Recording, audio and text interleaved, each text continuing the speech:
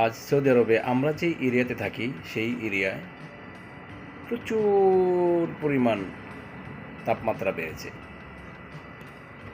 আমার মনে হয় শীত যাওয়ার পরে এই ফার্স্ট এত তাপমাত্রা হলো। একদম দেখেন কিছুই দেখা যাচ্ছে না। আমি যদিও দোকানের ভিতর থেকে ভিডিও করছি, প্রচুর রোদ আজকে। এই রোদের মধ্যে সবচাইতে প্রবলেমে যারা থাকে তারা হচ্ছে বাহিরে যারা কাজ করে। আলহামদুলিল্লাহ আমরা যারা দোকানের ভিতরে কাজ করি, দোকানের ভিতরে কিন্তু এসি থাকে, আপনারা জানেন প্রত্যেকটা ঘরে এবং দোকানে এসি, গাড়িতেও এসি। তো বাহিরে যদি তাপমাত্রা বেশিও থাকে, রোদের তাপটা বেশিও থাকে, সেটা কিন্তু আসলে দোকানের ভিতরে সেটার প্রভাব পড়ে না। কিন্তু যারা বাহিরে কাজ করে তাদের অবস্থা খুবই আসলে খারাপ। তো আল্লাহ সবারই হেফাজত করুক এবং সকল প্রবাসী ভাইদেরকে আমি বলবো আপনারা এই তাপমাত্রার মধ্যে একটু হলেও সেফলি কাজ করার চেষ্টা করবেন। বেশি বেশি পানি খাবেন,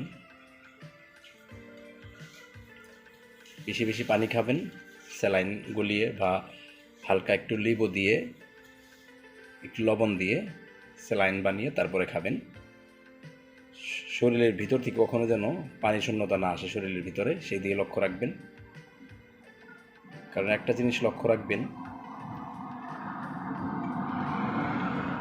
শরীর সুস্থ থাকলে কিন্তু আপনি যতদিন বেঁচে থাকবেন সুস্থভাবে ততদিন আপনি কামিয়ে যেতে পারবেন। তো এখন যারা মডার্ন মোটিভেটর আছে তারা কিন্তু বলে টাকার চাইতেও গুরুত্ব দিচ্ছে তারা শরীর যত্নের দিকে। কেন দিচ্ছে? কারণ আপনি যখন শরীরকে সুস্থ রাখবেন তখনই তো আপনি টাকাও আর্ন করতে পারবেন, সাথে সেই টাকা ভেঙে চড়ে খেয়েও যেতে পারবেন। আপনি সেই টাকা যেই উদ্দেশ্য নিয়ে আপনি কামাচ্ছেন সুখের জন্য, সেই সুখটাও আপনি অনুভব করতে পারবেন। কিন্তু যদি আপনি